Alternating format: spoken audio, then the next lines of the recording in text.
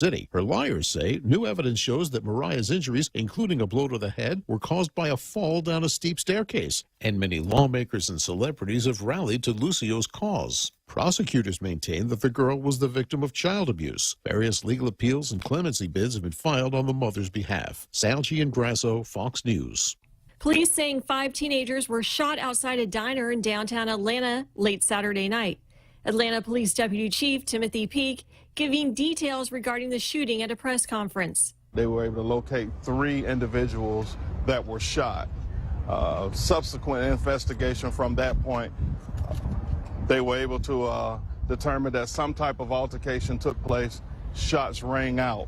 While on scene, they received updated information that 2 more people had self-transported themselves to Grady Memorial Hospital. Carjacking charges for 2 of the male victims.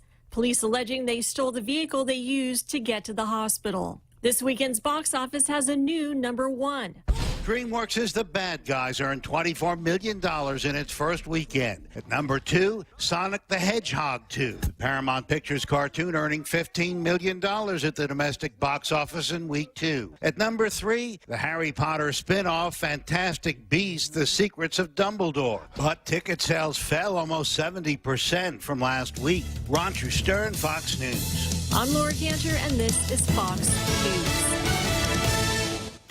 Half a day. Patsy Gogri from Security Title here with information about what a title company does. The title side of our business determines who owns a property and guarantees your ownership with a title insurance policy. The escrow side acts as an independent third party, managing the transfer of money and documents between the buyer, seller, lenders, and others.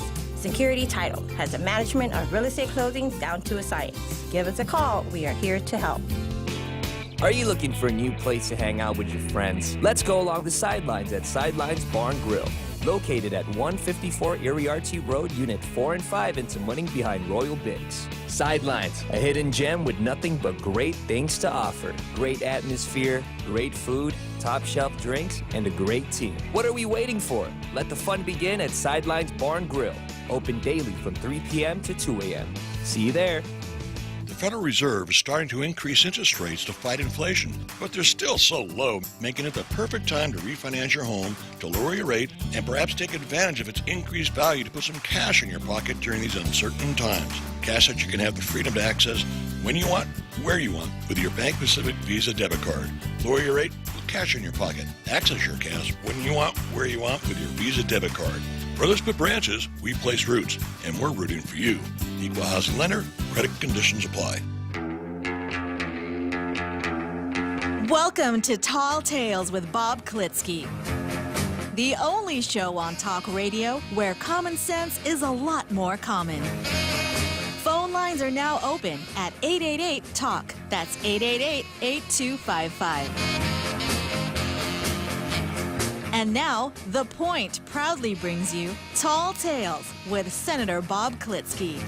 Now, well-regulated militia being necessary to the security of a free state, the right of the people to keep and bear arms shall not be infringed, especially on a Monday afternoon. Jose and I are sitting here grinning like a couple of Cheshire cats because we've got 5 whole days of Tall Tales ahead of us.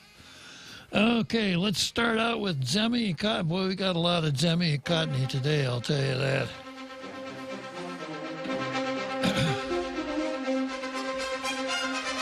So we got a double Zemi and Cottony from the Daily News. I'm going to do yesterday's and today's editorials, and there's an awful lot to say about both of them. They got yesterday's completely wrong. And I think Jose is going to chime in on some of their editorial policy when we get to that point. But, here we go. Instead of talking about the issue, it's always a lot easier to talk about the straw man, right? No, our view, do more for lives outside the womb before stoking the flames of moralistic debates. Yeah, moralistic debates. Yeah, now, let me spend some time on the headline here. How dare we have a moralistic debate about abortion? Does abortion have anything to do with morals?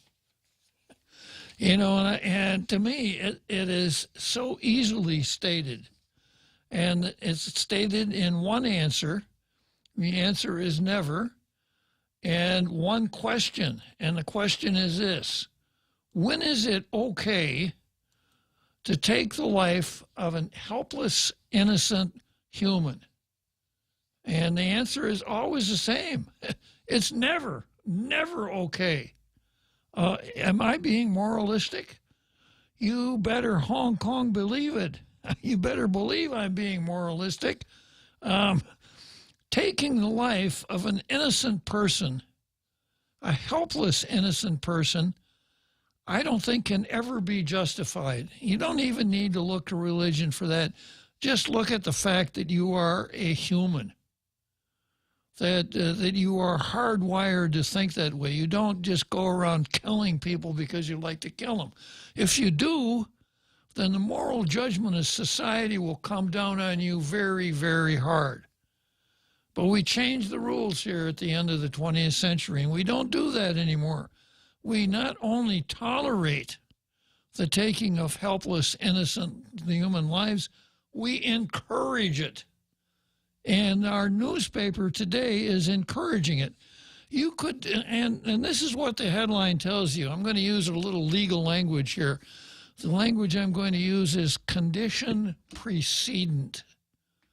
A condition precedent is something that you must do before you move on to something else. So a condition precedent to recording a deed for the transfer of real property is that the signature on the deed must be acknowledged by a notary public. If you don't comply with the condition precedent, you cannot record that deed, even though it's in proper form and it's signed. Condition precedent. So, let me read this again. Our view: do more for lives outside the womb before stoking the flames of moralistic debates. So here's what we gained just from the headline. Okay, the headline: moralistic debates are, and you just can't spout off a moralistic debate because you think morals are important, which of course they are. Morals, not talking about sexual misconduct, but just talking about the moral aspect of a community. So you can do it. It's not favored, but you can do it. But there's a condition precedent that you must do before you engage in the stoking the flames of moralistic, and that is that you must do more for lives outside the womb. Because if you don't, then you cannot stoke the flames of moralistic debate. And I'm sure you have some examples from history that if we applied this example to, it would be horrific. Like, I know that there's Jews in encampment, but until we find them a place to live and we absolutely know that they're not going to starve, they have to stay there. Until we start treating the Jews in Chicago better, we can't be stoking that moralistic debate. I know all these plantations have slaves, but until we can find them a house to live in, a home, and jobs, they got to remain slaves. Absolutely, yeah. It's just, talking about stoking the flames. You know, it's headlines like this that really stoke the flames. So here we go. And then there's a picture of kids hunting for Easter eggs. And that's I don't understand that. It's the irony is incredible. It is. Yeah. Did they understand that? Maybe this one was the pro-abortionist Easter egg hunt, and they smashed them with their feet afterwards. Yeah. Eggs are bad. Absolutely. And the caption is, parents and children of various ages scramble to gather eggs during the governor's Easter egg hunt at the Ricardo Bardallo Governor's Complex on April 16. The Pacific Daily News urges lawmakers to focus on finding and funding ways to help children thrive before debating bills that may hurt medical privacy. You know, it's a good thing that I have some familiarity with the FCC rules, because this is just a crock of you know what. Talk about stoking the moral flame. Apparently, there's nobody at the editorial boardroom at the Daily News who understands the word morals whatsoever.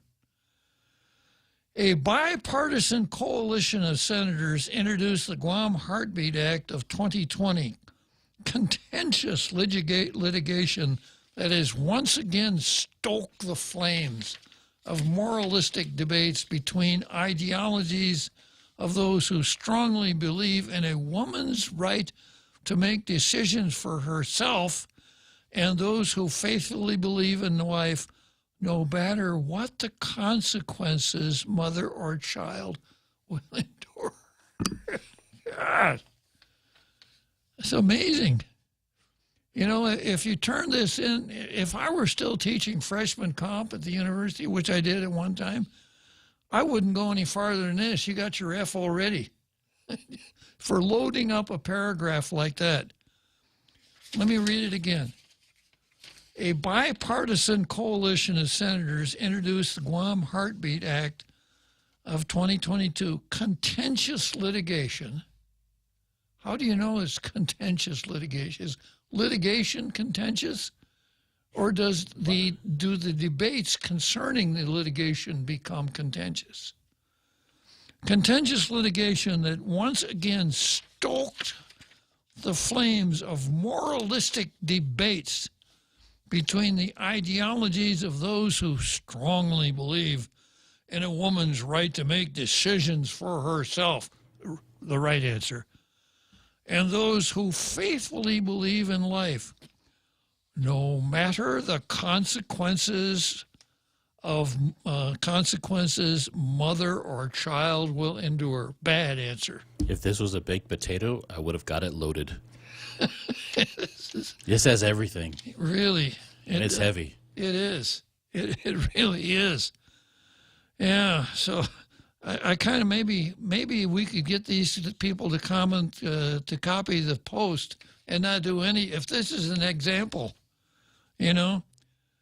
Proponents of this measure, mirrored after one of the strictest abortion bans in the nation, have framed this debate by highlighting the argument: if one supports abortion, one does not believe in the fundamental human right to life. Absolutely true. I agree.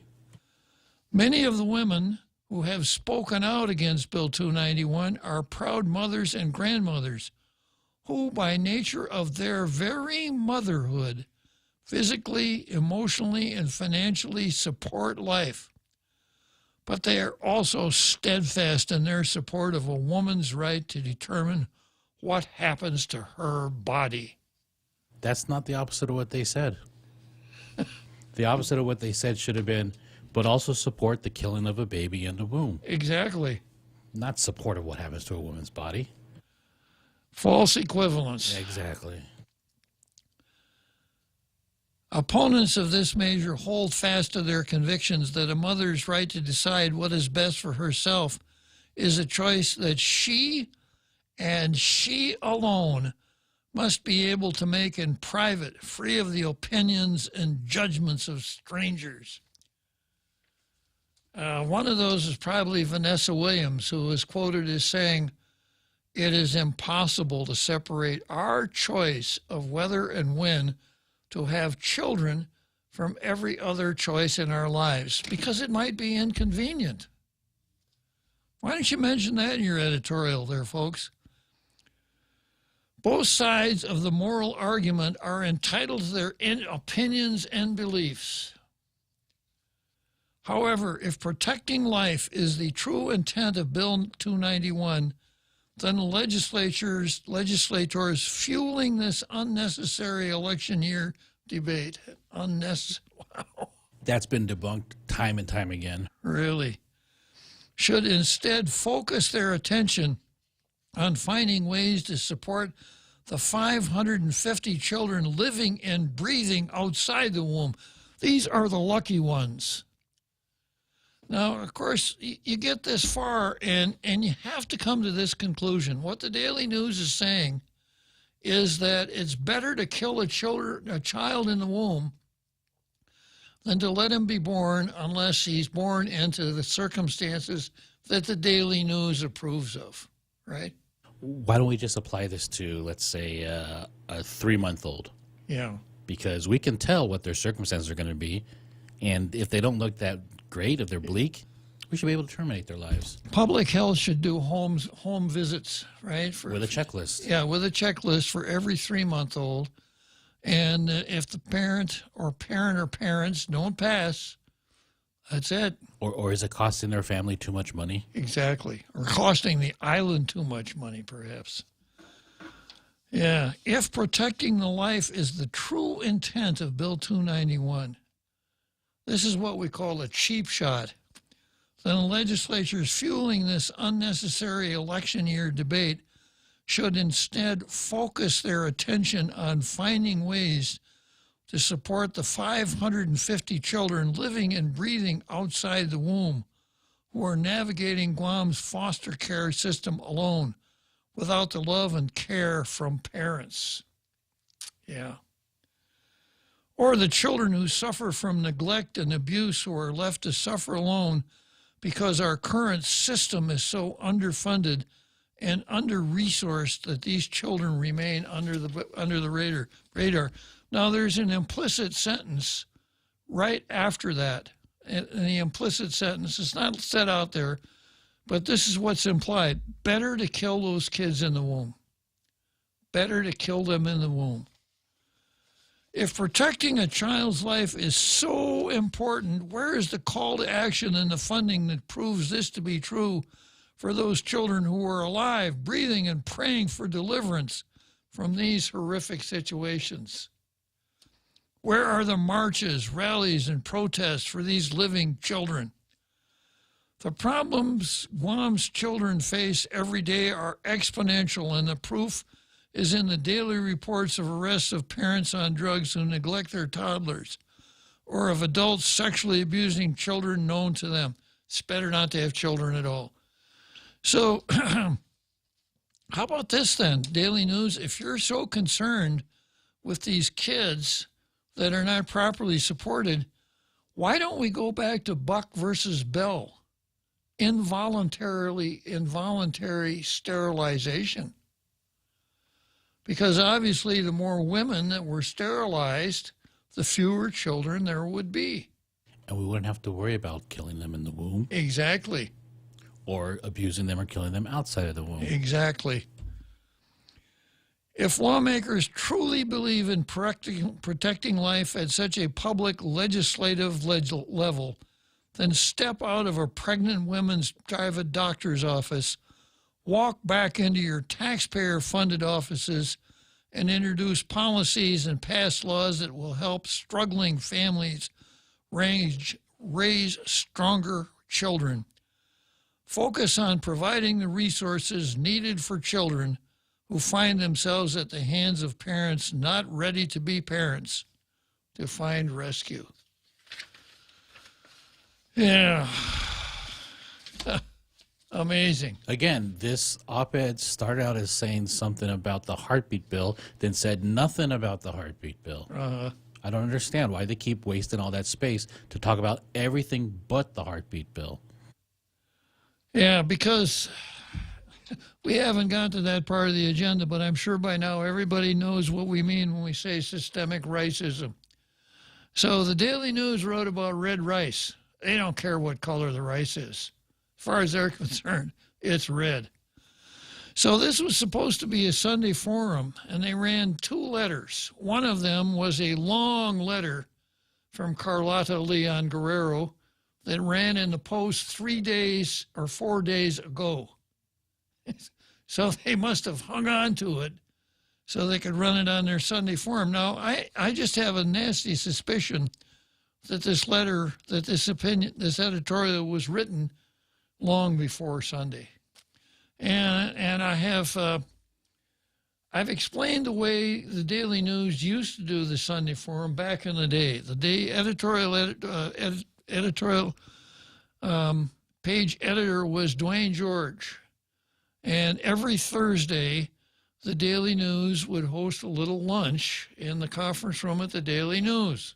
Really good sandwiches, chips, Coke, etc. And sometimes there'd be as many as a dozen people there, depending on how contentious the issue was. And people would come in and lay out their pitch, and Dwayne would listen, and he'd ask probing questions, etc. And the idea was to try to be so convincing that you could convince the editorial page editor to your point of view so that the Sunday editorial would go your way instead of the other way. And it was those kinds of issues. It was a left or right issue, a red or black or whatever. It was a real forum. It was a real forum, yeah. And it was very enlightening, and it produced some really, really good editorials and some really, really good letters to the editor participating in that. Now, I don't know how they did it, but my sense was that the editorial board didn't make up its mind until after that forum. Unlike this, where Rindrati and the editor made up their minds when they decided this would be the Sunday forum. Hey, we got to do something about Bill 291. I know, we'll put it on the Sunday forum. So that was one of the letters, and I've already read that. I read it when it appeared in the Post and took my shots at it. Now, here's the other letter, which, you know, this other letter, Jose, is a classic example of not what the letter to the editor says, but what the letter to the editor doesn't say, and there's an explanation for that. Group calls for more public input. Well, wait a minute. I've got the wrong letter here. Let me go to the right letter.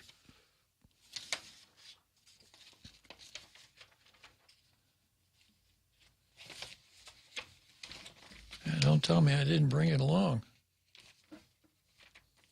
I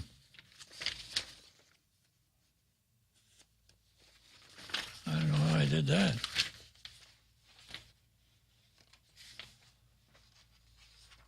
Oh, here it is. I'm sorry. Yeah, here it is.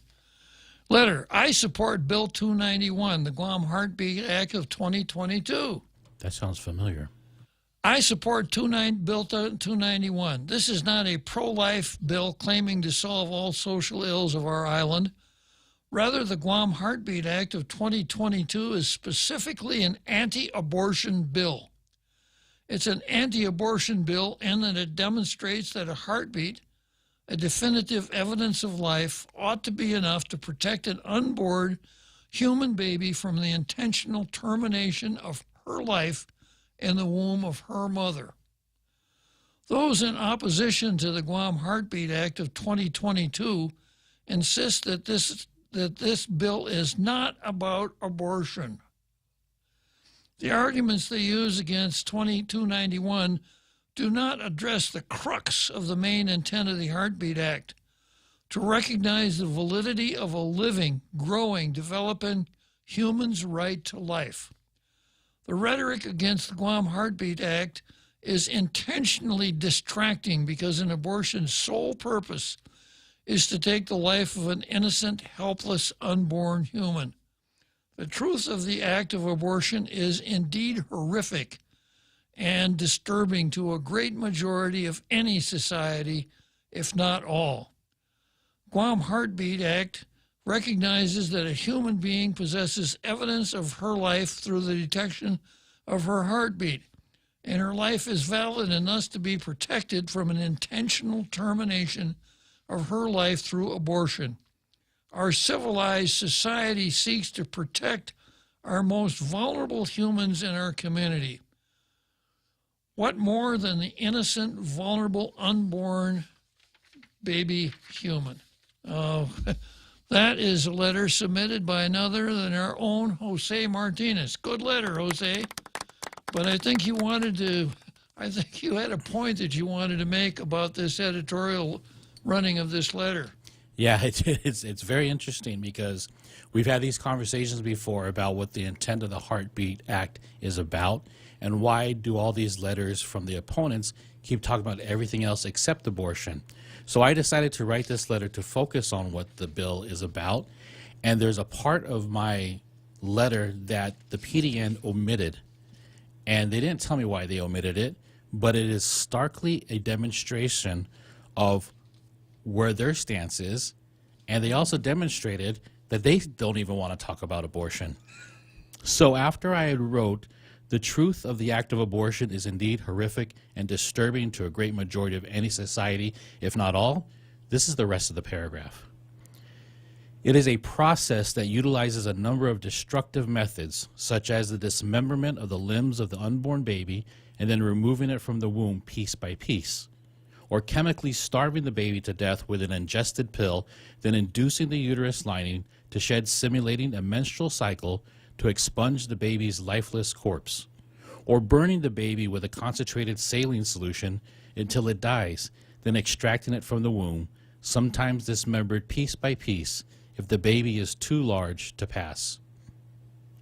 And that is the part that they omitted because it talks exactly about what the heartbeat bill is about. Yes. Preventing this from happening to someone with a heartbeat. Yeah, and of course, it's just not nice because they want to talk about pro-choice and a woman's right to choose. They don't want to talk about the horror of what abortion really means, the horror.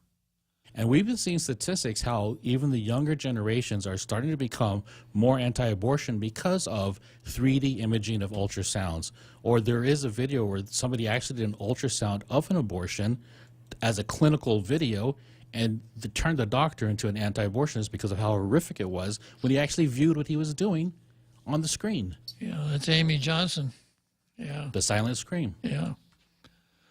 Yeah, so, you know, this classic example of why you want to be really careful when you read the daily news. Because, you know, it's editorials express the point of view of the publisher, right? And that's the way editorials go. And if you don't like their editorials, you don't have to buy the paper. You don't have to read them. But there's a certain expectation when they run things, when they run letters to the editor, that they don't cut the heart out of the letter just to make it pretty, to make it fit their narrative. And that's exactly what they did here. I don't think they understood it, but they actually did a good job in omitting it so that I could talk about it. And they proved your point exactly. They don't want to talk about it. That's why they didn't put it in your letter. That's why they took it out of your letter. Yeah, good point, Jose. All right, let's take a short break here. I see it. Yeah, I'll go to that after the break. Still trying to get my Facebook working. The Extra Point with Jerry Roberts of Guam Training. Hi, I'm Jerry Roberts, and every day on The Ray Gibson Show, I get to comment on the incredibly diverse, fun, challenging, sometimes frustrating, often exciting, but always interesting world of work. I hope you'll be there with us. You can find daily transcripts of The Extra Point at guamtraining.com. Tune in every weekday morning at 7:20 for The Extra Point with Jerry Roberts, brought to you by Guahan Insurance Services and First Hawaiian Bank on 93.3 The Point. Hey, Mom, remember how you were telling us about the new daycare programs to help the people of Guam? Yes, Kiko. The first child care programs begin April 5th. To help many more working families? Thousands more, which means that more moms and dads can support their families and local businesses. Like Tata Snack Shop? That's right, Kiko. More families working means more money for snacks? Yes, Kiko. Families can visit guamchildcare.com for information and to apply today. This ad is paid for with federal funds administered by the Department of Public Health and Social Services. We now return to Tall Tales with Bob Klitzkie, soaring over the confusion with his superpowers of truth. Call 888-TALK. That's 888-8255.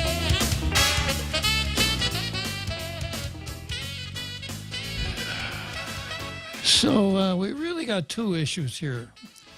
The really important one, abortion. Abortion is always bad. It is an evil. And then the second issue we have is the Daily News deliberately attempting to mislead folks here and taking some really hard shots at senators.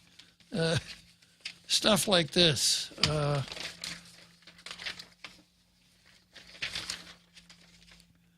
If lawmakers truly believe in protecting life at such a public legislative level, then step out of a pregnant woman's private doctor's office. Walk back into your taxpayer-funded offices and introduce policies and pass laws that will help struggling families raise stronger children. Yeah, you can kind of detect the angst in the words they're putting on paper here. Okay, I got a lot more to say about the editorial and the way they handled it this Sunday. I could probably fill up the whole show with it. I'm not going to, but I don't like to keep people holding too long, and I've got Frenchie on the line, so let's bring Frenchie into the conversation. Good afternoon, Frenchie. Good afternoon, Bob. Well, we're starting on a hot subject. Yes, sir. Yeah, it's interesting. The left in general always want to qualify the debate, which is basically a form of censorship. They want to deny you the right that you can debate certain topics. In this case, it's abortion.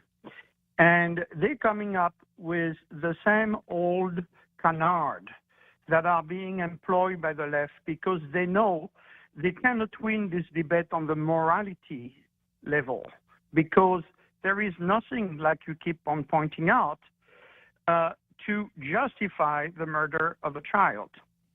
So what they do is something that we've seen,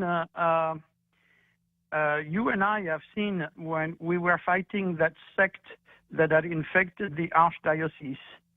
It's the same technique, and the reason that sect is using it is because they got it from the communist manifestos that they always do. And if you know, the Gennarinis are, especially the one here in the U.S., is a former Red Brigade member, which was a far left movement. It's the 3D technique: distract, deny, and divert. And this is exactly what they do.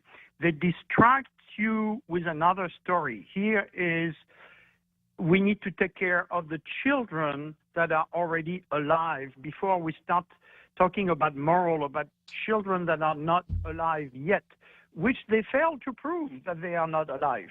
Because most people believe a child is alive as conception. They deny this.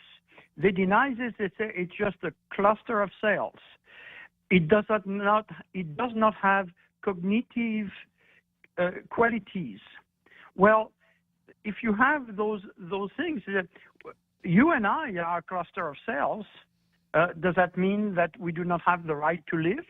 If somebody in the coma that doesn't have cognitive capacities need to be killed because it doesn't produce anything, this is the moral debate that they want to have, which is not. It's a false debate. They are distracting. And then they're denying, when they say just a cluster of cells, they're denying it's even a child because they do not want the debate. And this is for them, it's a very dangerous thing that this bill was introduced because they cannot stand to have a debate. They're afraid of the debate. So they're distracting it. They're denying it. And then they divert the attention to something else. In this case, it's those kids that have terrible. They're waiting for parents to be adopted and so on. Yeah, but at the same time, what the PDN doesn't tell us is that these past 2 or 3 or even more, you can correct me on this, legislatures have been controlled by the Democrats, who are the main. Not all, because we see it's a bipartisan legislature that's coming up. But Democrats have been the main proponent for abortion. Yet they're controlling all the lever of government. And what have they done? for those children in foster care? Nothing. Why have they not financed it? Because they prefer finance pro-independence group and extremists for their little cottage industry and giving them hundreds of thousands of dollars while they're totally ignoring those kids in foster care. The kids in foster care are just a red flag to distract from the real issue, which is abortion. And the governor's daughter had the audacity to put that column in the Post today, which goes along the same line, and she's doing the same thing. She's distracting, she's denying, and she's diverting the attention. And the governor has been the worst actor as far as violating the privacy between patient and doctors. Look at what she has done with this pandemic. She's violated every single citizen on Guam's right to privacy with their doctor by imposing freedom-breaking laws, or not laws, but edicts that she has decided was under. She put in place apartheid based on health policies. And her daughter has the balls to come out and say that she wants to defend patient-doctor privacy. She should go and talk to her mother and tell her to stop implementing those policies. This is scandalous. This is a scandal behind the scandal. We are dealing with people that are hypocrites. And you know what the former Romans used to say about hypocrisy is the flattery of vice to virtue. And this is what those people are doing. They're trying to flatter vice with vice to virtue. And this is just not acceptable. And you know, they keep on doing it. And I would be curious to know what Mr. Moylan, who has purchased the PDN recently, what does he think about the editorial of his newspaper? Does he believe the same thing that the editorial board? This is really embarrassing for Mr. Moylan and his whole family. And, you know, it is not acceptable. They are basically putting Marxist technique to, again, distract, deny, divert. The 3Ds, that's what they do all the time. And they are denying that the child exists. They are denying the child is a human being in order to justify the unjustifiable. That's what they do. And this is what the PDN did in their editorial, and this is one Mrs. Cook Nguyen did in her column in the Post. It's not acceptable. They should be ashamed of themselves. That the fact that they are willing to show their face in public is very disturbing. You know, those people are the privileged people on the island. Mrs. Cook Nguyen is the child of privilege. She is the daughter of the richest and the most influential couple on the island. She should be ashamed to lecture the average citizen of Guam the way she does, and the board of PDN should go and apologize to the public, because that's what they need to do. This is not acceptable. I couldn't agree more wholeheartedly, Frenchie, and thank you for coming in and laying it out in such clear terms. Very good. You're welcome. Yeah, that's Frenchie doesn't usually pull his punches. I wish you would speak his mind more often. Yeah, so, you know, there's just so much to tell here. There's a group calls for more public input on tougher anti-abortion measure. Guam People for Choice, a group of women opposing legislation restricting rights to reproductive choice. This was just another opportunity to post something of the opinions without having to read another letter by the same people. Exactly. Yeah. Bill 291 would ban abortions once a fetal heartbeat can be detected, typically around 6 weeks of pregnancy. That's far too early for most women to know they are pregnant, according to opponents of the legislation. Well, maybe that's the point. You gotta wait till we know that we're pregnant so we could kill the baby. How dare you? Also, there's no exception for cases of rape or incest. Now, how often do we have to go through that one? You can't say that abortion is taking the life of a helpless innocent, and that's always wrong, except for. There are no except fors. It just doesn't work that way. And what kind of moralistic approach would one have if no matter how abhorrent rape is, what kind of a moral approach would punish the helpless innocent child because the child was conceived in a rape? It just doesn't make any sense at all. It seems like there's another victimization there. Somebody is getting punished with execution for the crime of somebody else. Who doesn't get executed. Who doesn't get executed. Yeah. By outlawing abortions in the very early stages of pregnancy, the measure would contradict U.S. Supreme Court precedent, which has maintained the right to abortion before the viability of a fetus outside the womb or about 24 weeks into a pregnancy. While states can regulate abortions even in early stages of pregnancy, they cannot place an undue burden on exercising the right to abortion, according to court precedent. This is the gang that doesn't want strangers to get involved with their reproductive health. Yeah. Guam People for Choice was responding to a Republican Party of Guam, which had earlier expressed support for Bill 291 and challenges a number of arguments against such measures.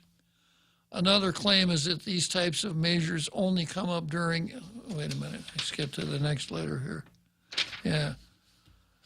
That these only come up during election years to get votes and is backed by vocal minorities, an absolute farce.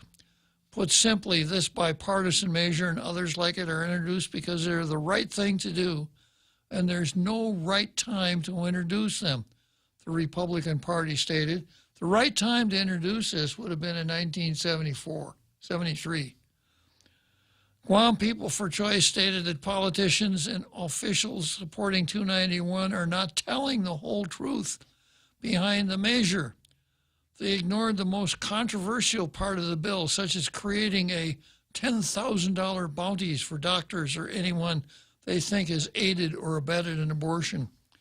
The unconstitutional 6-week abortion ban, the refusal to exempt pregnancies as a result of rape or incest, and all the while callously brushing off trauma of forced pregnancy, which cliches like, 2 wrongs don't make a right, Guam People for Choice stated in a press release.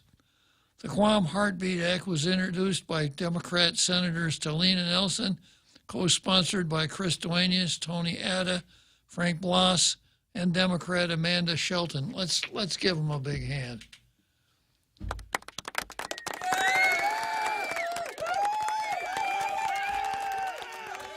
Talina, Chris, Tony Atta, Frank Blas, and Amanda Shelton. Peter Skro assisted with its drafting, and he denies that there is any political motivation behind the timing of the bill. Skro said he had consulted multiple people in drafting the provisions, including 2 doctors, 2 psychologists, 2, quote, pro-choice retired, 2 pro-choice, a retired judge, and 3 local lawyers. Skro said he has also sought help from 2 Texas pro-life attorneys, etc. So the input of others with credibility was involved in every step of the way, Skro said. Yeah, Skro kind of rebutted this whole idea about this is just a political thing, right?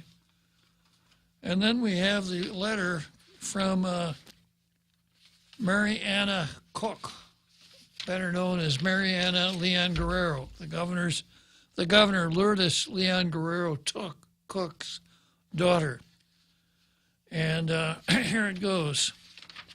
Since the announcement of the Guam Heartbeat Act of 2022, there have been numerous articles in opposition and in favor of the bill, including a recent op-ed that claimed, quote, there's no medical justification for abortion. That's Marge de Benedictis. I want to respectfully and professionally disagree with that statement. I urge lawmakers to look closely at this bill and beware of the implications it has to destroy the patient-doctor private relationship and remove a woman's right to make decisions about her own health care. As a family practice physician specializing in women's health and obstetrics, I see pregnant women and manage pregnancy complications every day.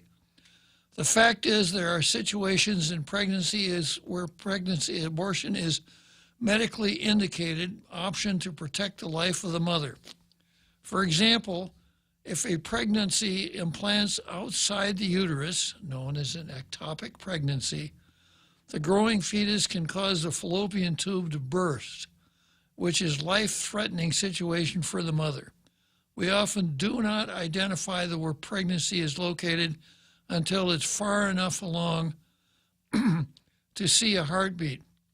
Supporters of Bill 291 claim that allows abortion for this type of situation, but how will the protected health records be shared when a complaint is made? Providers may be hesitant to manage an ectopic pregnancy as they usually would for fear that they would be attacked by essentially anyone in the community for performing an abortion on a fetus with a heartbeat. A woman with a ruptured ectopic can bleed internally and die. With this bill, she has no choice. There are other situations where a fetus has a genetic or anatomic abnormalities, anatomical anomalies that will not allow it to survive outside the womb. In these situations, a woman has the choice of termination at either the earlier gestation or she can carry the pregnancy as long as it survives, then deliver a dead fetus or one that will die soon after birth. With this bill, she has no choice. There are also women in our island community of reproductive age who have medical conditions that make carrying a pregnancy very dangerous to their health, such as heart conditions and advanced renal failure. For these women, prevention through birth control is highly recommended, but in the event of an unplanned pregnancy, termination is an option in order to protect the mother's life. With this bill, she has no choice. Bills like this are coined pro-life, only by the pro-choicers, Jose, and focus on giving voice to the unborn child who has no voice. But this is at the cost of silencing the mother, who becomes a voiceless vessel for this sacred life. What about her life? No woman chooses to terminate lightly, and no one is pro-abortion. Hold on a second. It's impossible to separate our choice of whether and when to have children from every other choice in our lives. Vanessa Williams. Just real quick, Bob. There's two things that people talk about in this discussion. They say pro-life and pro-choice. And in both discussions, people are pro-life and pro-choice. But there's one thing that separates the two groups, abortion. So either one is pro-abortion or anti-abortion, period. Absolutely.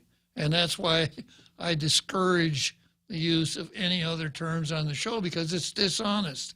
Oh, yeah, I'm pro-choice. Or another one, I'm pro-life, but I just don't think it's right for me to interfere with a woman's choice of what to do with her own body. Somebody else's body, yeah. Yeah. As a provider of women's health, I'm trained to offer women choices to make the best decisions for themselves and their families. Women deserve to continue to have this freedom of choice. which would be taken away by Bill 291. The decisions anyone makes about their bodies and their health should be kept private. The doctor-patient confidentiality is a right all people deserve, and it should not be jeopardized by law or politics. And to say something so definitive is there is never a medical indication for termination is wrong. Okay, we're up here against the big halftime show. We'll come back to this after the halftime show.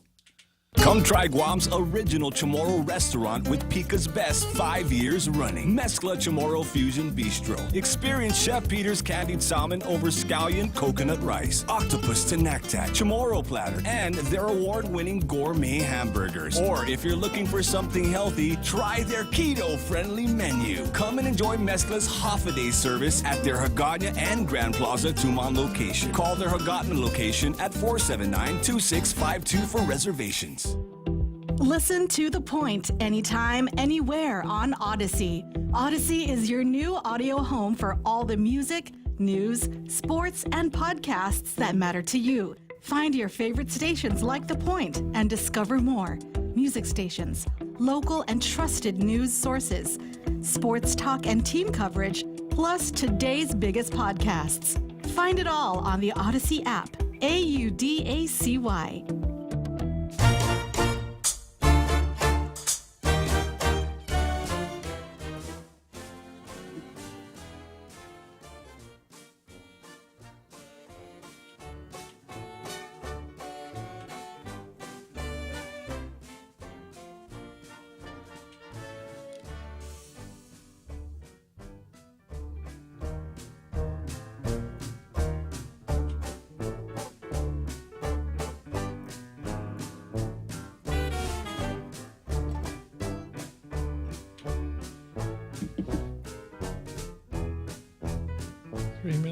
Okay.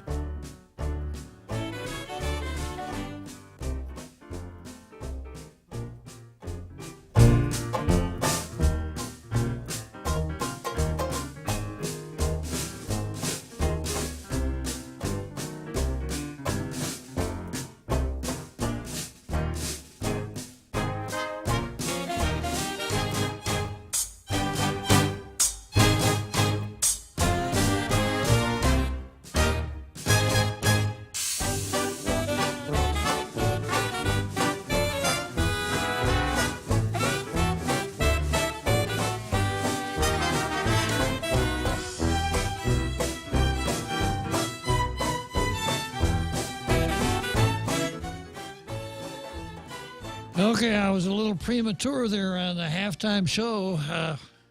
Give me a couple more minutes and we'll break for the big halftime show. So I was peeking at Facebook here during the break, and Ellen Leon Guerrero says, well, I don't support abortion and think it's morally wrong and a sin. My own personal feelings. I am not for any government involvement. Let's see here. It's flipped up a second here. And what a person should do with their own bodies. Not involved, no government involvement there. Well, you know, let's just examine that. Does the government have any involvement in what you can do with your own body? Well, yeah, unfortunately, we have drug laws and other similar criminal regulations like that. But the real hard question here is this. If you don't want the government to interfere with someone does with her own body, what about the other body? You know, that's what this is about. It's not about the woman, it's about the baby. So to say, well, yeah, I just don't think the government should have any involvement with a woman does with her own body, there's another body involved here, and that's why we're having this conversation.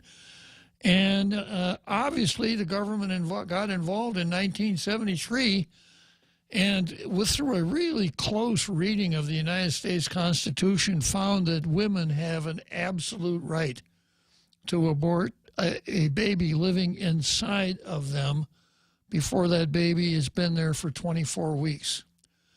And I've been very even pro-abortion people are critical of Roe versus Wade. It's a horrible decision, and it's the classic example of not the rule of law, but the rule of personal preference. We had 7 guys on that court who said, "Yeah, my wife really likes it, so let's do it that way." When those decisions had always been left up to the states up until that time. So here we are, 1973, 49 years later, and we're still fighting about it because the Supreme Court, that government that you abhor, Ellen, stuck its nose in here. We wouldn't be fighting about it now. The fight would be over. Okay, a little bit more here on Mariana's letter to the editor. I guess we're finally there at the big halftime show.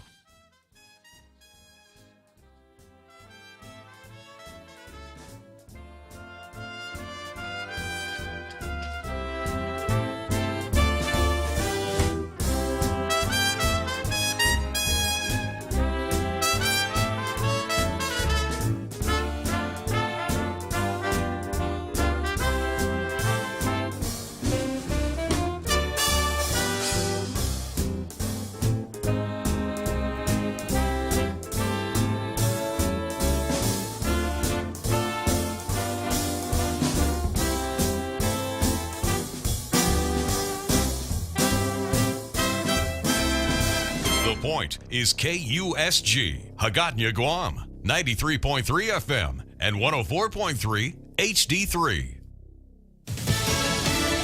Top secret trip. I'm Laura Cantor, Fox News.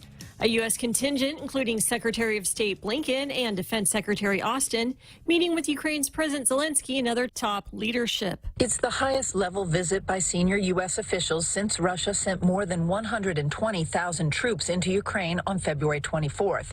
Secretary of State Antony Blinken and Defense Secretary Lloyd Austin met with President Zelensky and key members of his cabinet to discuss what more the U.S. can do to help his country defend itself against Russian aggression as the fight in the east ramps up and the siege of Mariupol continues. Fox's Jennifer Griffin. Secretaries Blinken and Austin telling President Zelensky that the U.S. will provide more military and diplomatic aid and will name a new ambassador to Ukraine. French President Emmanuel Macron once again beating far-right opponent Marine Le Pen for the presidency Sunday. It's the first time a French president has won a second term in 2 decades. Macron reportedly receiving a little over 58% of the vote. Southern Nebraska, the scene of wildfires, killing a retired fire chief and injuring at least 15 firefighters. The fires have scorched nearly 45,000 acres across 5 counties. Evacuations were issued for the town of Cambridge, Nebraska, but have since been lifted. The Nebraska National Guard was deployed. Fire crews and 2 Black Hawk helicopters were deployed to assist as well. Fox Weather's Craig Herrera. And in New Mexico, 20 fires still burning in nearly half of the state's 33 drought-stricken counties. Governor Michelle Lujan Grisham declaring a state of emergency. A South Carolina police officer shot and killed on a domestic disturbance call early Sunday morning. The shooter then killed himself after a 7-hour standoff. America is listening to Fox News. The Federal Reserve is starting to increase interest rates to fight inflation, but they're still so low, making it the perfect time to refinance your home, to lower your rate, and perhaps take advantage of its increased value to put some cash in your pocket during these uncertain times. Cash that you can have the freedom to access when you want, where you want, with your Bank Pacific Visa debit card. Lower your rate, put cash in your pocket. Access your cash when you want, where you want, with your Visa debit card. For others put branches, we place roots, and we're rooting for you. Equal housing lender, credit conditions apply. Half a day. Patsy Gogui from Security Title here with information about what a title company does. The title side of our business determines who owns a property and guarantees your ownership with a title insurance policy. The escrow side acts as an independent third party, managing the transfer of money and documents between the buyer, seller, lenders, and others. Security Title has a management of real estate closings down to a science. Give us a call. We are here to help. Israel's indoor mask mandate coming to an end. The end of the masking requirement took effect Saturday night as the country's new cases of coronavirus continue to drop. Masks remain mandatory in hospitals, elderly care facilities, and on international flights. Serious cases of coronavirus in Israel have plummeted from a high of over 1,200 during the Omicron variant outbreak to around 200. Israel closed its borders in November after the emergence of the Omicron variant of the virus, but in the months since has reopened the country to foreign visitors and lifted almost all coronavirus restrictions. Ted Lindner, Fox News. The race to save pets in war-torn Ukraine. They are the forgotten casualties, often the afterthought of this war. But these dogs and cats in Lviv, Ukraine, are the lucky ones. Natalia Turco helps run this wildlife refuge turned animal rescue. Some are dropped off, others are pulled from war-torn areas, left to fend for themselves. Victor Vidal traveled from Spain. He and his partner for weeks have been driving into some of the hardest-hit cities, risking their lives in search of abandoned and injured pets. What keeps Victor and the many others at rescues like this from giving up? The hope these four-legged creatures will soon find a new home. In Lviv, Ukraine, Jeff Paul, Fox News. Make way for the soon-to-be college graduate, a 13-year-old. Elliot Tanner, a member of the college class of 2022, is on the verge of earning his bachelor's degree. The University of Minnesota student majored in physics and minored in math while maintaining a 3.78 GPA. What's the big deal? Elliot Tanner is just 13 years old. He's become somewhat of a celebrity around campus. Mom Michelle says her son began to read and do math by the age of 3. After a few years of homeschooling, he was off to college at the ripe old age of 9. After graduation, Elliot will tackle the university's physics PhD program. Karen McHugh, Fox News. I'm Laura Cantor, and this is Fox News. Come try Guam's original Chamorro restaurant with Pica's Best 5 years running. Mezcla Chamorro Fusion Bistro. Experience Chef Peter's candied salmon over scallion coconut rice, octopus to naktak, Chamorro platter, and their award-winning gourmet hamburgers. Or if you're looking for something healthy, try their keto-friendly menu. Come and enjoy Mezcla's half-a-day service at their Hagåtña and Grand Plaza Tumon location. Call their Hagåtña location at 479-2652 for reservations. Listen to The Point anytime, anywhere on Odyssey. Odyssey is your new audio home for all the music, news, sports, and podcasts that matter to you. Find your favorite stations like The Point and discover more. Music stations, local and trusted news sources, sports talk and team coverage, plus today's biggest podcasts. Find it all on the Odyssey app. AUDACY. We're already Pica's best radio station, but we're always looking for ways to be even better. Announcing The Point on Alexa. In addition to our FM and HD radio feeds, our incredible app, informative website, Facebook Live, and YouTube Live, you can now tell Alexa to stream The Point. And your smart speaker will start playing whatever we're saying. News and views 24/7 with your 4-word command. Alexa, stream The Point.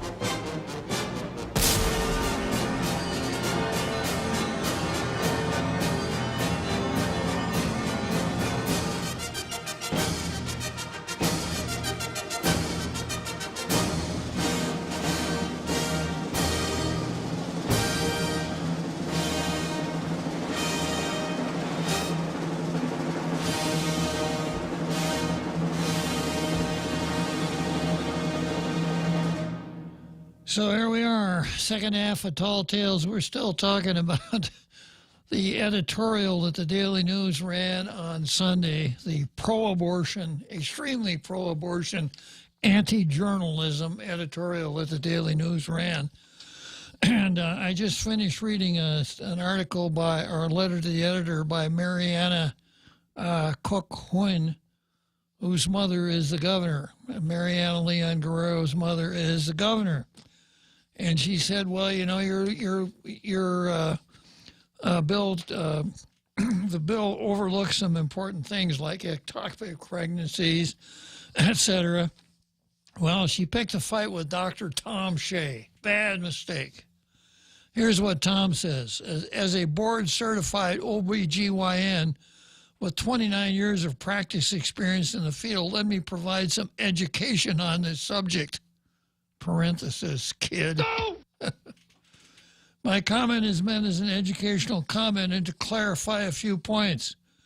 The opinion piece noted that management of an ectopic pregnancy is similarly claimed as an abortion. The answer to this is no. Treating an ectopic pregnancy is not considered performing an abortion. The statement, we often do not identify where the pregnancy is located until it's far enough along to see a heartbeat, that's stretching it. Well, it is a letter to the editor after all, Tom. The fact is we can detect an ectopic pregnancy quite early, and often there is no heartbeat in early detection of an ectopic. With the technology we have today, we can make the diagnosis of an ectopic pregnancy by several factors. The level of the beta HCG, and usually if we do not see a gestational sac in the uterus at a beta HCG of certain level or an abnormal HCG, rising HCG, along with transvaginal ultrasounds of today, we can determine ectopic versus an interuterine pregnancy. And again, most ectopics with these early detection methods are usually non-viable pregnancies with no heartbeat. Remember, everything but the heartbeat, Bill, is what they're talking about. Exactly, yeah. Even especially stuff they don't understand or don't know anything about, like pregnancy and medicine. The comment and notion that providers may be hesitant to manage an ectopic pregnancy as they usually would for fear that they will be attacked by essentially anyone in the community for performing an abortion on a fetus with a heartbeat is a stretch. Management of an ectopic by qualified OBGYNs can be managed early, and yes, a ruptured ectopic is an emergency, but it has nothing to do with she has no choice. Because the management of an ectopic is not an abortion, they are distinctly different. The bill provision, if I understand it briefly, does allow for termination for the non-survivable fetus, so the statements regarding genetic or anatomical anomalies where the fetus would not survive outside the womb is already allowed within this bill. The choice to terminate an early gestation cannot be based on a non-invasive blood test. It usually has to be confirmed by detailed scans and also sometimes genetic aminos. So the choice remains. It's not that there is no choice. In fact, if you're going to abort because you think there is an anomaly of the fetus, I would think the provider would be certain that it is indeed a non-viable anomaly. Yeah, no guesswork, no flipping coins here. This goes the same with statements on mothers with heart conditions and renal failures. If the provider feels that they need to abort to save the mother's life, the provision is there. We offer women life-saving emergency treatments, so it's important to know the difference between that and having a direct abortion, which is, of course, the favored outcome. The comment on providing funding for birth control and sex education are fine. More education is good. But if the pro-choice is saying we need to fund, quote, Planned Parenthood clinics, then let's call it what really is, funding abortion clinics. Birth control and education on STDs are already provided by many clinics on Guam, including public health. That's already in place. Lastly, I have been observing that some women's advocates keep saying they care about women's health, and that's why we need an abortionist. Now think about this. Thousands of women over many years have to fly off island for life-saving care. So let's place a priority on taking care of women's life-saving needs when they have gynecological cancer. We have no OBGYN oncologist on island. So life-saving surgery and treatments have to be off island. If you want to write editorials about pro-choice, why don't you write editorials about providing a GYN oncologist? A strawman lifter would say. Yeah. If we care about babies and their survival, we need to recruit neonatologists to our island, and let's not forget pediatric surgeons and pediatric cardiologists too. If we care for other issues on women's health, we need rheumatologists to help women with autoimmune diseases. I can go on, but the point here is to make it a priority why this government for recruitment of an abortionist just does not make much sense for Guam. Well, so saith Tom Shea. Now, is he willing to do that, say that while he's kneeling next to her next time there's a Black Lives Matter rally? Yeah, they used to be fast friends, Tom and Mariana. Right not long after the George Floyd incident, kneeled at the Paseo for over 8 minutes. An organization called White Coats for Black Lives Matter. And they made a large to-do about it. And Tom still hasn't come clean on that one. The grossly disgraced Black Lives Matter organization. But I don't want to take away, he correctly, and I don't want to say obliterates her op-ed because it obliterates it, but this is exactly what we talk about, the disinformation that they post all the time. And because they have abbreviations next to their name, and because they're well known, sometimes they're the offspring of very important people. It's what we believe them. What we call on Guam, takilu, up high. Yeah. So who's going to question? Oh, I know, somebody who knows what he's talking about. Exactly. Yeah, Jose, you know what? Today is Red Shirt Monday. It means it's Hope Cristobal Screen Test Monday. So can we run the screen test next? And then I'll go into the court case after that.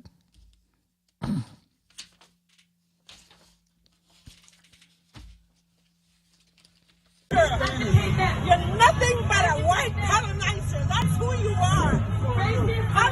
Colonization is the same thing as slow murder. You're a murderer. That's who you are. We need to just do different. We need to do better. Get off my island. Sir, you need to go. You can't be policing people here and telling people how to protest and what to protest for. You need to go. You need to go. I'm against this. That's cool, but you cannot be policing people and telling them how to protest and what to advocate for. She has a right to go. I'm an indigenous Chamorro. I have more rights here than you are. You came here because of the structures of colonialism, asshole.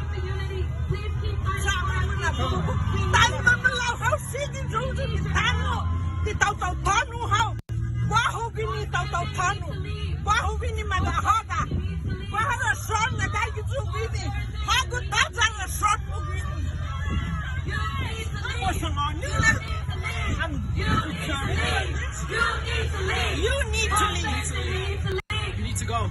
Please. You need to get out of here. Please, sponsor. Get out of here. Please, this is not your place. When I get a chance, go. Please. Thank you. Thank you, sponsor. Please leave. Oh, you think What happened, man? Oh, he confronted me. What did he say? Telling me I shouldn't be here. I support Black Lives Matter. It's part of the colonialistic systemic racism. And I came here to support these people. He's a white man that has come here. And he continues the legacy of colonialism. He continues to fight people, individuals, my goodness. I'm a former senator. I authored the Commission on Decolonization, Carajo. Hi, Mama. We are proud of you, Auntie. Si Diyos mangasi. Be safe. So that's Hope Cristobal, the voice and face of the separatist movement here on the island. You know, every time I watch this, I wonder how she's able to say white man with clenched teeth. I'm going to try that. You're nothing but a white man. It takes some doing. Okay, so let's see who we got here. And a couple of folks waiting to get in the green room. We got Peter Scrow. Data in reference to Mariana's op-ed. Okay, go for it, Peter. Hey, Senator Judge, how are you, sir? Good, good. I just been listening to a little bit about what you've been talking about, and I did read that that piece by the governor's daughter. I'm not sure if you saw Dr. Shea's comments with respect to it. I think Tom is in a much better position with, not just double the experience, but an OBGYN, and also having, at least for Guam, probably, Bob, the best technology in terms of equipment that can detect, for instance, a pregnancy or the heartbeat of a child. But there's a point that I don't want to get into any areas that I'm not an expert in. There is something, though, I want to express that I think has been really avoided, and I think intentionally avoided by the opposition. And it's really unfortunate that we can honestly say, Bob, and I think you'll agree with this, that it seems like the Bureau of Women's Affairs director, at least for her entire tenure, has focused on nothing more than bringing an abortionist to Guam. Now, there's one thing that I can say about health care. One, I think I've proven I'm passionate about it, and one, that I kind of know somewhat about it. But I'm also a cancer survivor. I was diagnosed with cancer 12 years ago. And being diagnosed with cancer, my particular cancer could not be treated here on Guam.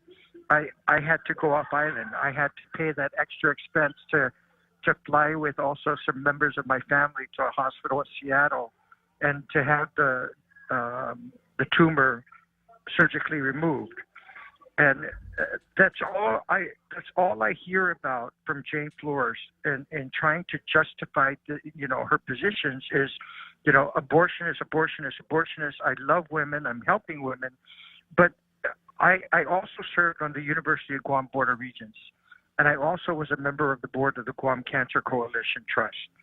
And if you look at the data that deals with cancer that affects the women of our island, and I'm not diverting at all from trying to divert from the issue of abortion, and I'm just going to call it like it is, the killing of the baby. I'm pointing out that there's some really disingenuous statements to say in one breath that, we care about you women, but you know what?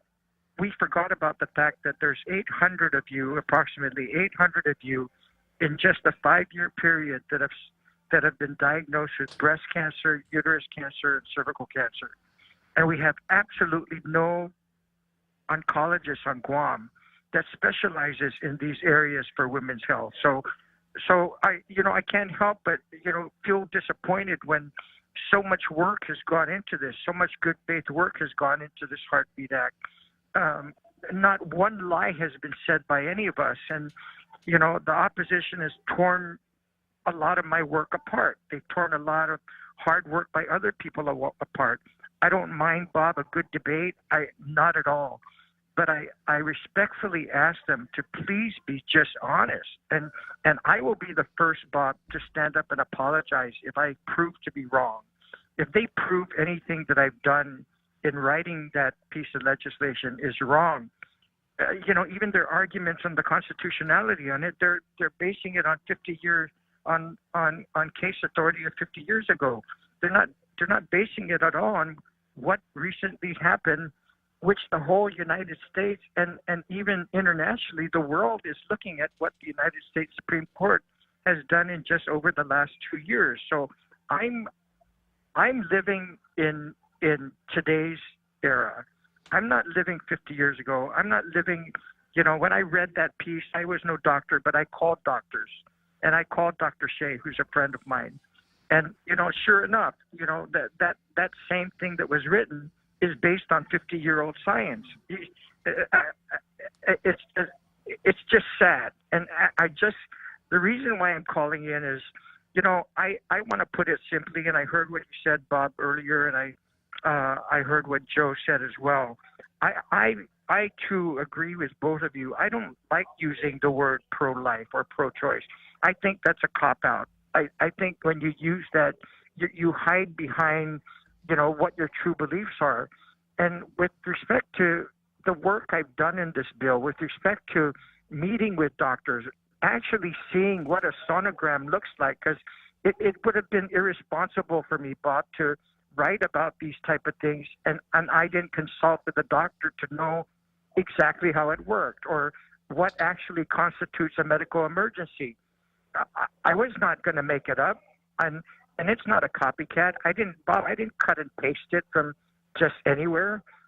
There were people consulted that were experts in this to make sure that we got it done. And even when we got to the definition of imminent danger, I'll share that we went over about 10 federal statutes, including the Social Security Act, which has a definition of imminent threat to physical or mental. And so a lot of work was put into this. This was not a copycat thing. And that's all I like to ask the opposition is, look, I respect you guys. I really do. I respect your positions, but please stop lying. Stop tearing good work apart. And if you really want to have a conversation, if you want to have a reasonable, rational conversation without getting emotional and yelling or lying, or call me. Call me anytime. I'll meet you for coffee. I'll meet you for lunch. I'll be more than happy to sit down. But I won't meet if you're going to yell at me. And I'm not going to meet if you're going to outright just come out and criticize and say this is all political. My God, I started this 8 months ago. This is not political. This is real. And I can go on forever, but I'm going to end with one piece, because I'm not going to say anymore that I'm pro-choice or pro-life. I'm pro keeping the heartbeat of a baby going. And these people need to be really honest. And I want to hear one of them come out and say, look, you know what? I admit it. I don't support keeping a baby's heartbeat beating, because technology now, and the technology has existed for years, that at 6 to 7 weeks of pregnancy, you can detect the heartbeat of a baby. And I'm not going to call it a piece of jelly. I'm not going to call it a blob. I'm going to call it a baby, because that's what it is. It's a baby. And at 6 to 7 weeks, that heartbeat can be detected. And as far as I'm concerned, let's limit the conversation to that. Just come right out, tell the people of Guam that you do not support keeping a baby's heartbeat beating. And let's keep it to the point of what the bill is truly about, because that's the foundation of the bill, Bob. Well, Pete, everything you say makes eminently good sense, and the contrast with the pro-abortion folks is pretty dramatic. But you ask for something that would be a really big order on their part. You said you don't mind having a debate. You just want them to tell the truth. I don't know if they're even capable of it, of telling the truth, because they're so wrapped around their own axle about killing babies that it seems to be too much for them. I mean, it just amazes me that every single press release that I have read from them, every single sentence is false. Every sentence. I mean, I don't know how in good faith they can say that this is a moot bill because there's no abortions on Guam, just because Jane Flores has failed in 3 years to bring an abortionist to Guam. there are abortions happening on Guam. And Jane and the governor were successful in getting the 2 Hawaiian doctors licensed here so they can do the medication or the chemical abortions, which absolutely. Yeah. And as far as them trying to shove in our faces that Judge Gatewood already held that that law that dealt with telemedicine and medication abortions was held to be unconstitutional. Well, I'll go on record with this and say this. You know what? Judge Gatewood was right. But, Bob, that's not going to be the same decision with the Heartbeat Act. It's a totally different law than what these guys are wanting to trick the people of Guam about. That law put the enforcement power into government. So there is a constitutional argument. The Heartbeat Act takes away from government and puts it into the hands of our people. And it floors me every time I hear a reaction that our people are not smart enough to make the decisions. Leave it in the government's hands. But that I can't help sometimes in reading that and try to find a sense of humor in all of this by saying they know that if they give the power to the people, they lose. That they lose. And it's really about time that not just for the issue of abortion, but many issues that our people do take charge of it, that our people do have the power to enforce. Why do we have to wait all day for an attorney general, for instance, to enforce something and then get sued? I mean, that's what happened in this case before the district court, and they make it sound like it was a major victory. That victory was based on 50-year-old law. We're not talking about 50-year-old law. We're talking about recent law, recent technology, and the realities of the fact that a baby's heartbeat does in fact beat. Okay, Pete. Well, I'm really glad you're fighting this battle because we need all the help we can get. We're up against the governor, the governor's daughter, the Daily News. So let's hang in there, okay, Pete? Okay, thank you, Bob. See you later. All right, let's head for Wrigley Field. See if I can hit the ball anymore.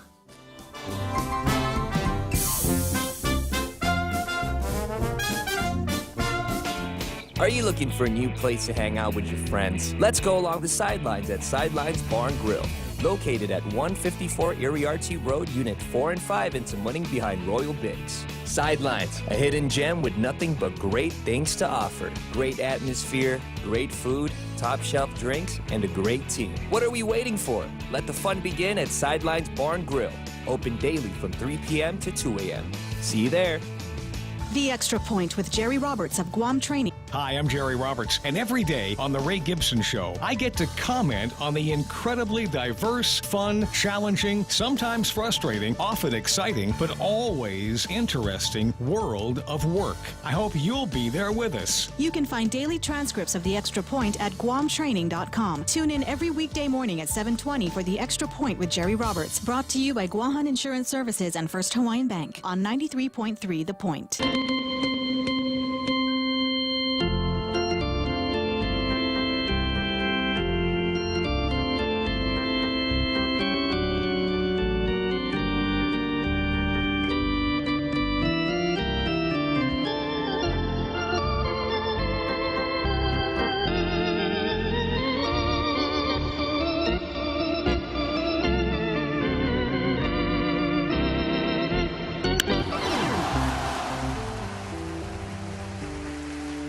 Okay, so here we are, Wrigley Field in Chicago.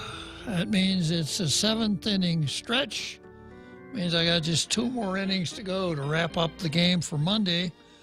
And now we're going to go to the Daily News editorial that ran today, which is a little bit better than yesterday's. But, you know, when you start out at 0, it doesn't take much for an improvement. I think Saturday's may have been one of the worst editorials. Sunday's may have been one of the worst editorials I've ever seen. So biased. Okay, so today's editorial, our view, should we work to better define our place in the Union? And of course, she's talking about the Supreme Court decision here of Friday.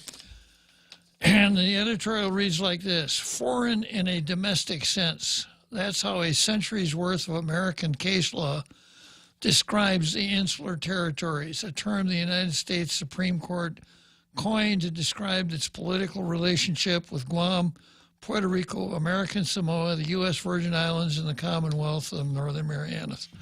Wrong. That insular case dealt with Puerto Rico. Almost all of the insular cases, the only one that I can think of, what we call the insular cases, was Menkichi versus Hawaii and 14 Diamond Rings versus the Philippines Islands. All the rest of them dealt with Puerto Rico, including Downs versus Bidwell, which is really the only one worth talking about, because if you spent any time studying this, which all of the loudmouths who want to speak about it don't have the time for, you'll find that the things that the insular cases dealt with are no longer relevant. For instance, Balzac versus Puerto Rico held that a person in Puerto Rico did not have a right to a jury trial. Well, now you got a right to a jury trial in Puerto Rico and all of the insular territories, except for the Northern Marianas, who cut a deal with the United States saying that if they didn't want a petty jury or grand jury, they didn't have to have one. Strange. So most of it is kind of no longer relevant. But I'll get to the part that really is relevant in a second here. But the insular cases didn't decide the law for Guam, American Samoa, Virgin Islands, etc. They decided the law basically for Puerto Rico. Now, when the Supreme Court issues a decision, others in similar situations will probably be bound by that decision. Perhaps that's what the Daily News meant to say. The article goes on to say, while those born on Guam are U.S. citizens, federal law has maintained the right to treat citizens of the insular territories differently from other U.S. citizens born in the 50 states. Well, it's not federal law. Federal law doesn't maintain anything at all. Federal law is not a person. It's a thing. So it's Congress that has maintained the right to treat citizens of the insular territories differently from other U.S. citizens. No, it doesn't matter where you were born. Again, it's really hard to deal with the important questions when you got to straighten out so many misconceptions. And didn't America Samoa request to be nationals, not citizens? Exactly. But this whole thing about those born on Guam are U.S. citizens, federal law has maintained the right to treat citizens of the insular territories differently from other U.S. citizens born in the 50 states. Wrong. Doesn't matter where you were born. If you live in California, you could be born in Timbuktu, and you're going to get the same treatment. If you read the Constitution carefully, which obviously no one does anymore, the Constitution, in almost every part, speaks to persons. And I've done this before, but let me give you an example.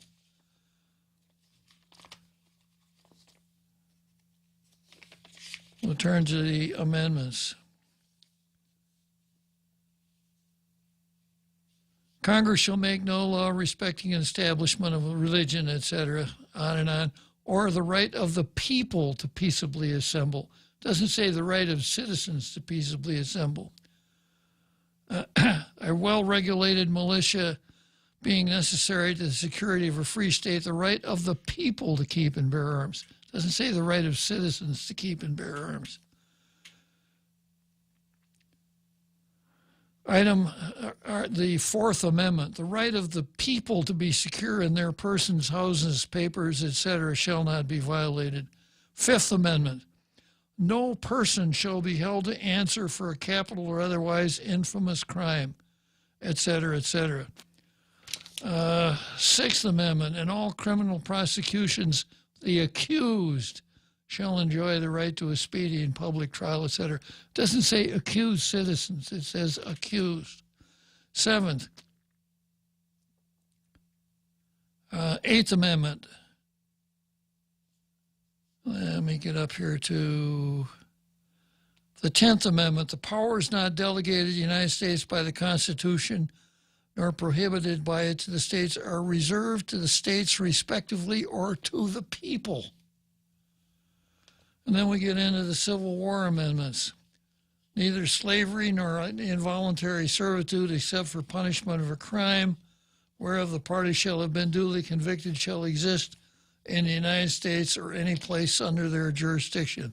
The 14th, Section 1, all persons born or naturalized in the United States. Section 3, no person shall be a senator or representative in Congress, etc., or hold any other office. Let me skip over that one. The 15th Amendment, the right of, now here we get into citizens.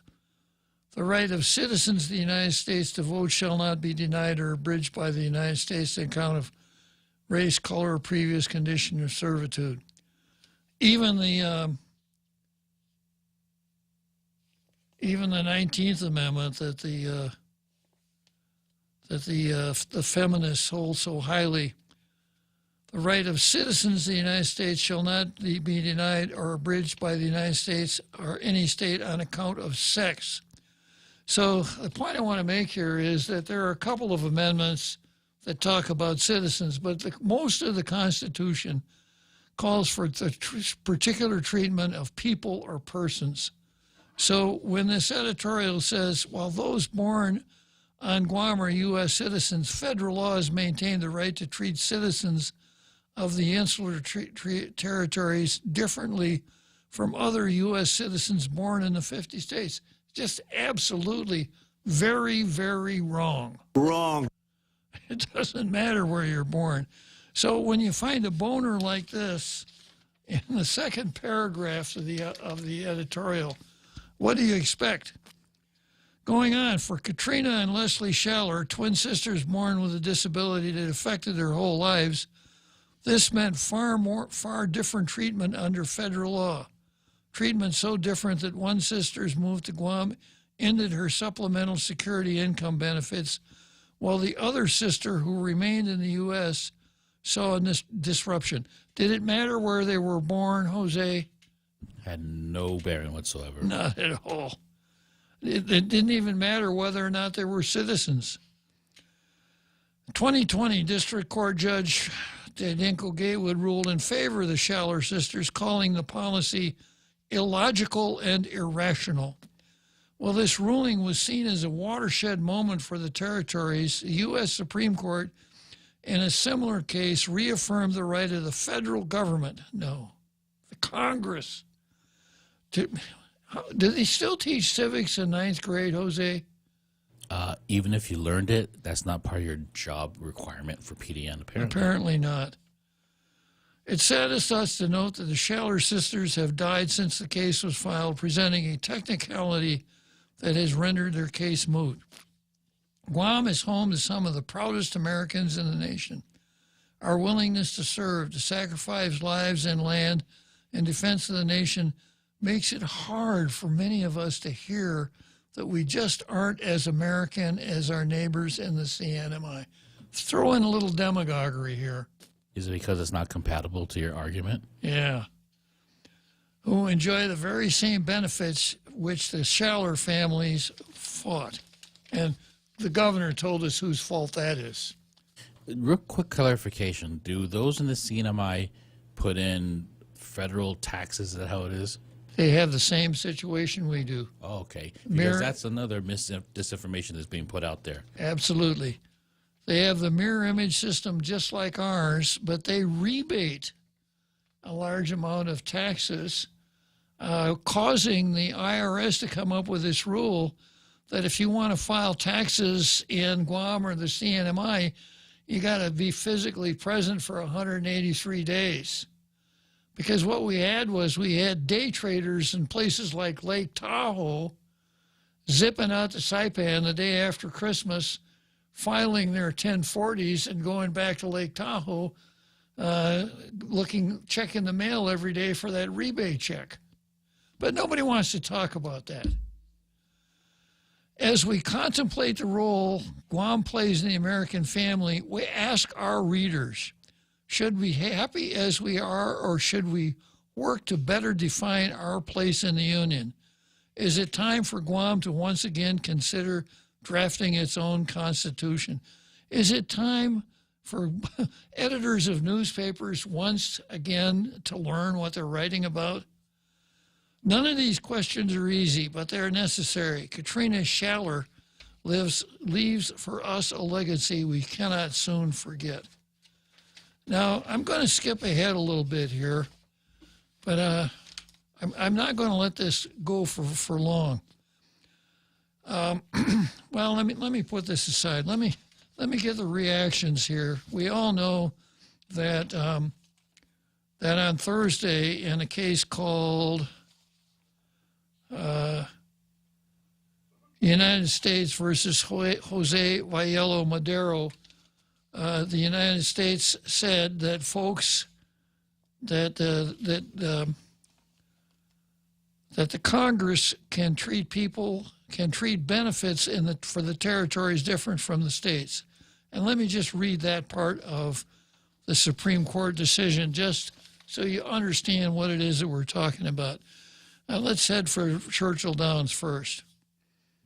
The Federal Reserve is starting to increase interest rates to fight inflation, but they're still so low, making it the perfect time to refinance your home, to lower your rate, and perhaps take advantage of its increased value to put some cash in your pocket during these uncertain times.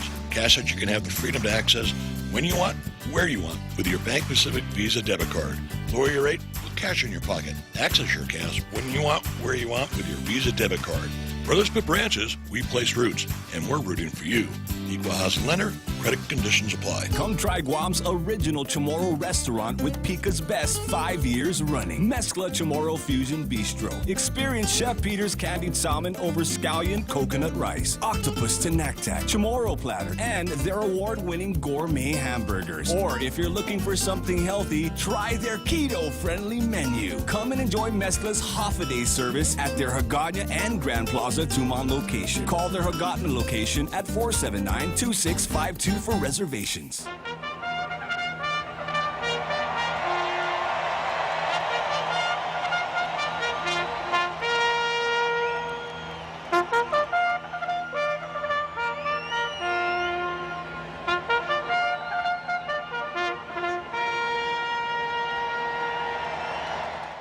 So I'm going to read a little bit of Justice Kavanaugh's majority opinion for the Supreme Court in the Madero case. And it goes like this.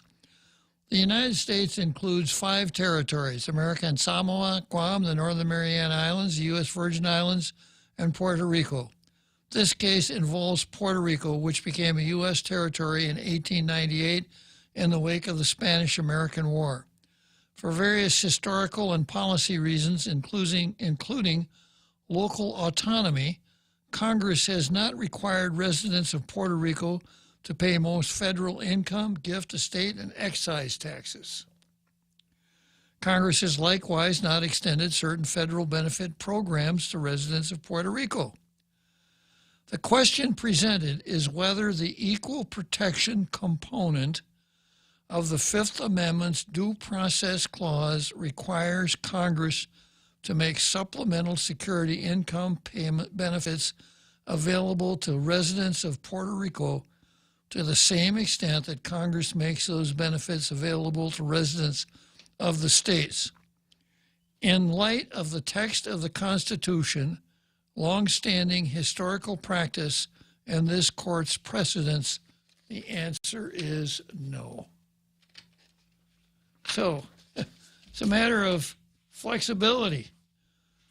For various historical and policy reasons, including local autonomy, Congress has not required residents of Puerto Rico to pay most federal income, gift, estate, and excise taxes. Congress has likewise not extended certain federal tax benefits, as were certain federal benefits programs to residents of Puerto Rico.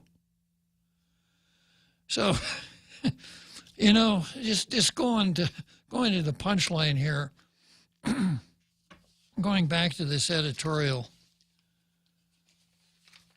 the cheap shot in the editorial. Guam is home to some of the proudest Americans in the nation. Our willingness to serve, to sacrifice lives and lands in defense of the nation makes it hard for many of us to hear that we just aren't as American as our neighborhood in the CNMI, who enjoy the very same benefits for which Katrina Scheller's family fought.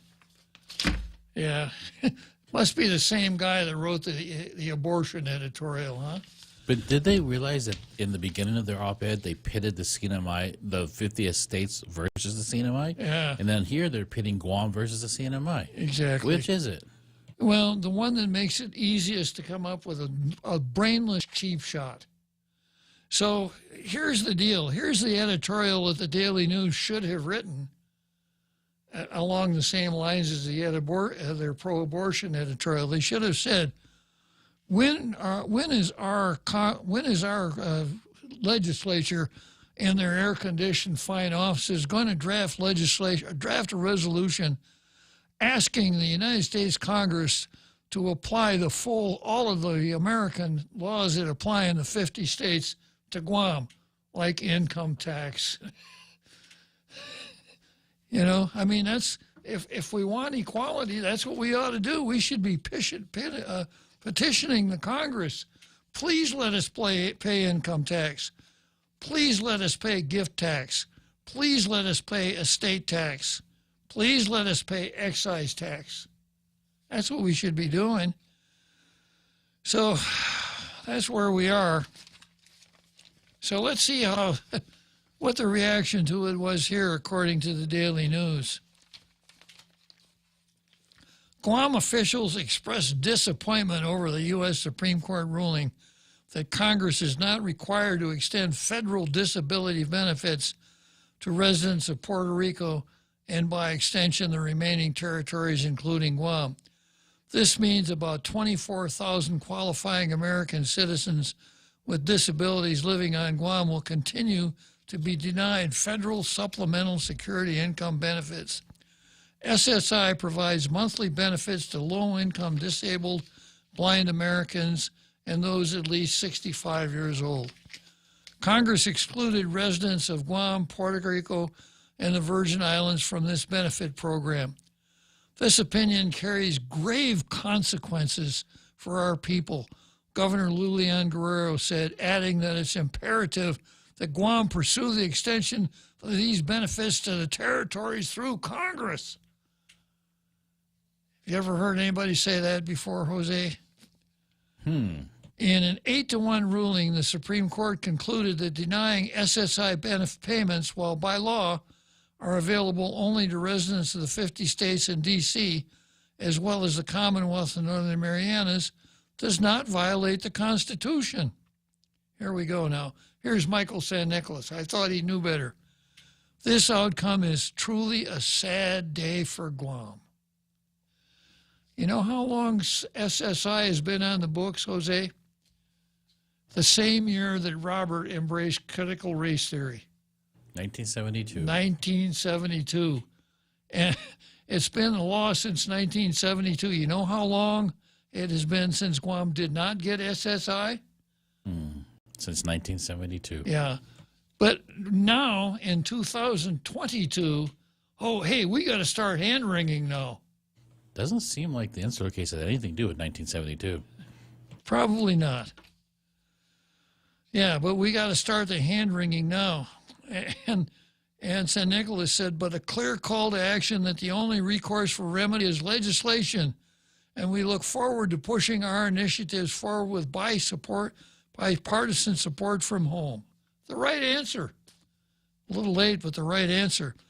Vice Speaker Tina Rose Monga Barnes said the Supreme Court acknowledged that the unfair treatment of over 4 million Americans in the United States territories will continue. Wrong. Notwithstanding her special resolution to Congress to call for the overrule of the Insular cases. Now here's the best one of all. Senator Tello Taitigui said the Supreme Court ruling is a massive blow for U.S. citizens within the territories. Gonna leave that one alone. A massive blow. And once again, if it was a massive blow, it was a massive blow in 1972. But Tello just found out about it, so she's 50 years late with her hand-wringing about the massive blow. And then, of course, she's again talking about U.S.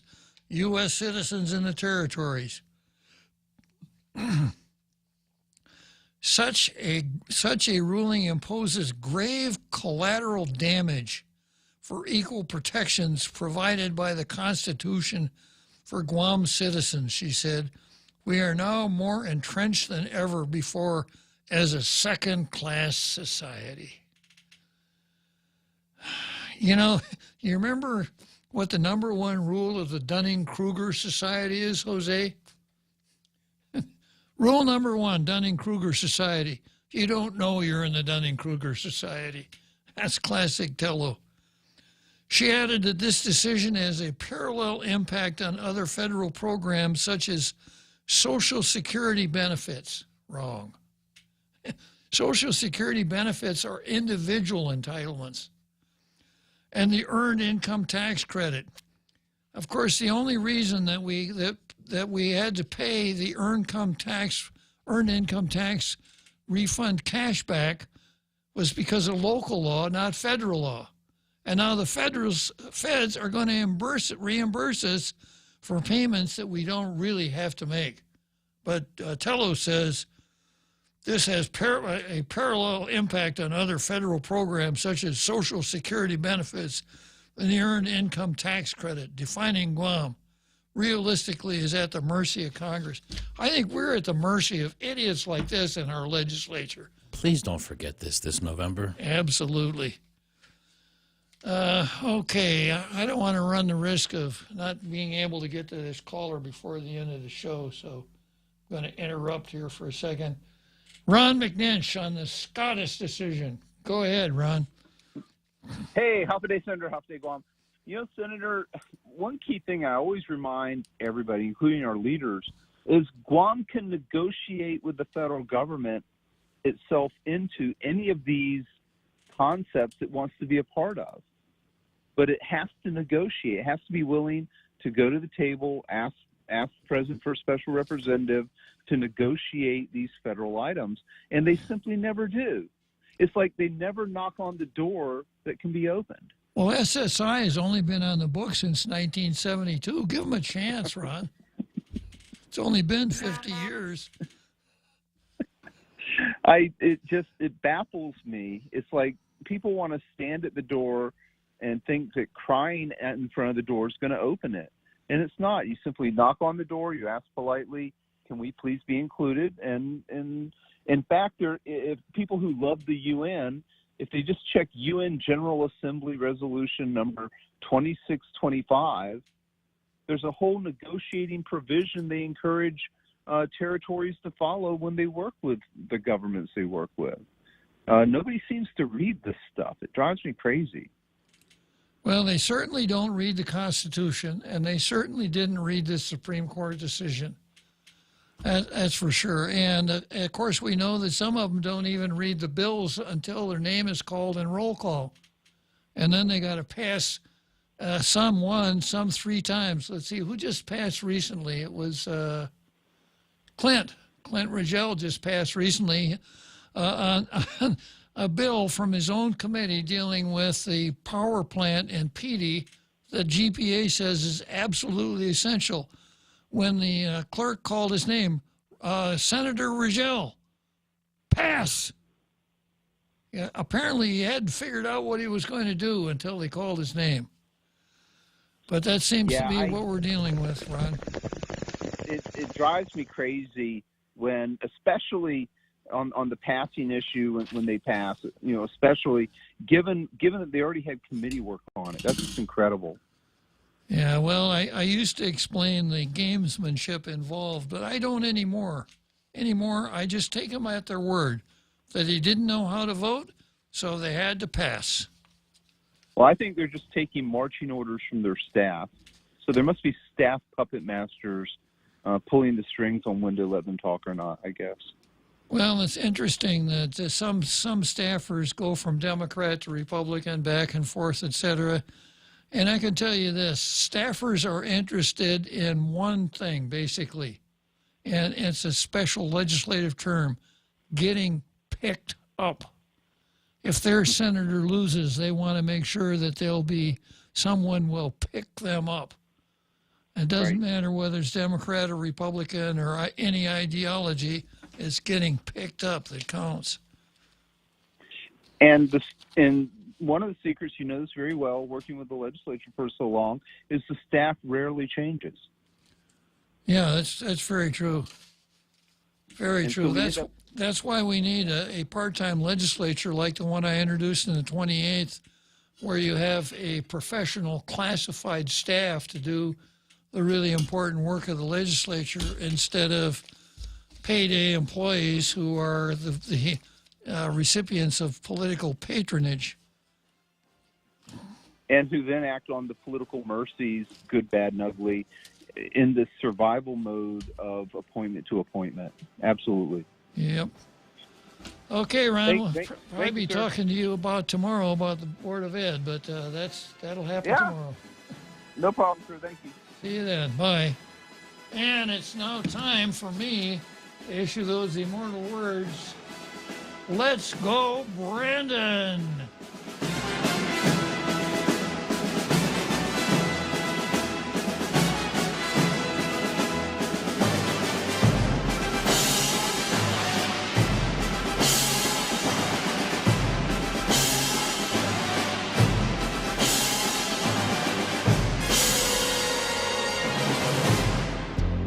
The Point is KUSG, Hagåtña, Guam, 93.3 FM and 104.3 HD3. We are committed to help. I'm Laura Cantor, Fox News. Secretary of State Antony Blinken and Secretary of Defense Lloyd Austin at a press conference in Poland Monday morning, confirming that they met with Ukraine's President Zelensky over the weekend.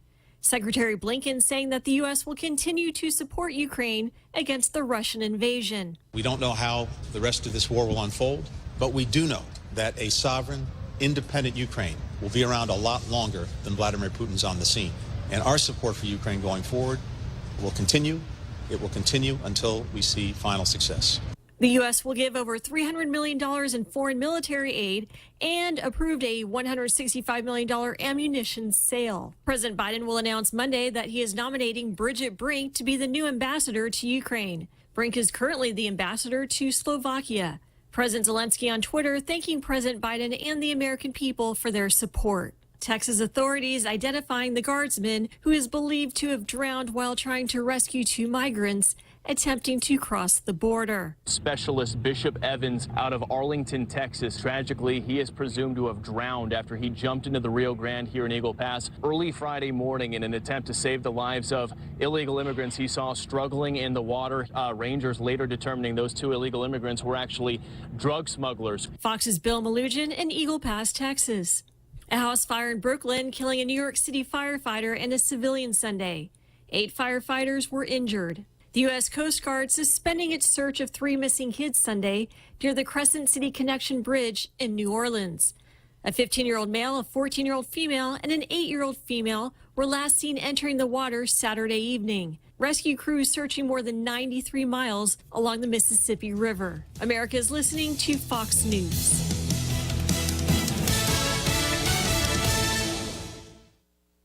From the Fox News Podcasts Network. Stay on top of the latest news and information from Fox News. Listen and download the Fox News Hourly Update on your time. The trending stories you need anytime you want it. Listen and download now by going to foxnewspodcasts.com.